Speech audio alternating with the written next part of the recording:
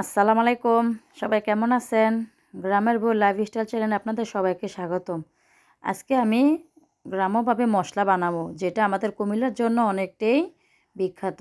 আমাদের কুমিল্লায় কুটুমবাড়ির মশলা বানানো হয়, যে মশলা দিয়ে আমরা গরু, মুরগি, মাছ, খাসি সব কিছু রান্না করতে পারি। আজকে আমি কুটুমবাড়ির মশলা বানানোর জন্য 14 পদের মশলা নিচ্ছি।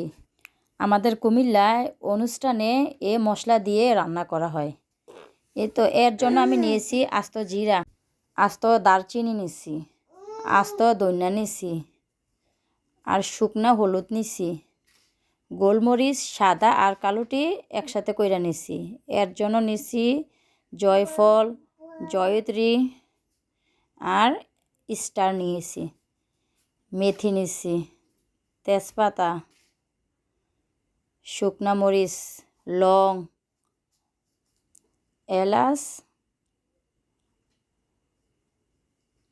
আর মৌরি নিছি। ভিডিও দেখতে দেখতে সাবস্ক্রাইব আর লাইক করতে আপনারা ভুলবেন না। একটা লাইক দিয়ে দিন, সাবস্ক্রাইব করে দিন। সবগুলো মশলা এখন ব্লেন্ডারে আমি ব্লেন্ড করে নিব। একে একে সবগুলো মশলা আমি ব্লেন্ডারে দিয়ে দিব।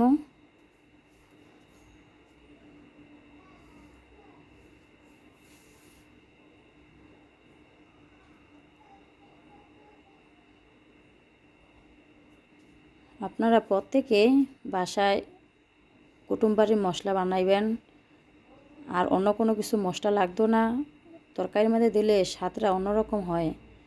আপনারা নিজের বাসায় তৈরি করবেন, নিজেরাই যখন রান্না করবেন তখন আপনারা বুঝতে পারবেন যে এটা স্বাদটা কতখানি হয়েছে।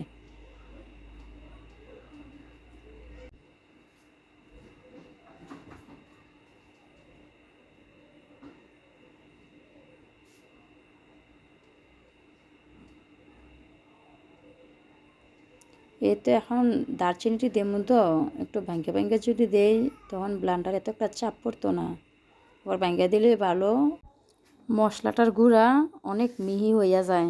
তরকারি দিলে তরকারিটা অনেক সুন্দর হয়, অন্য কোনো বাসা বাসা মশলা থাকে না এখানে। সবগুলো দিয়ে হয়ে গেছে, এখন আমি ব্লেন্ডারে ব্লেন্ড করে নিলাম। তো ব্লেন্ড করে নিছি, এখন আমি এগুলা নামিয়ে নিলাম।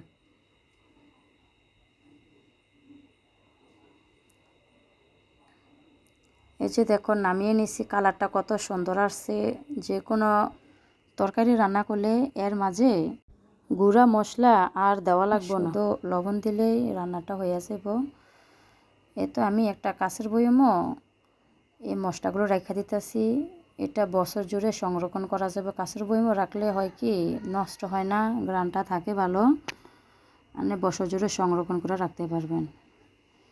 তো আমার বক্সে রাখা হয়ে গেছে। বক্সের মুখটা ভালো করে যদি লাগানো হয় তখন এটার ভিতরে বাতাস ঢুকে না, মশলাটা ভালো থাকে অনেক দিন। আজ এই পর্যন্ত, সবাই ভালো থাকবেন। আল্লাহ হাফেজ।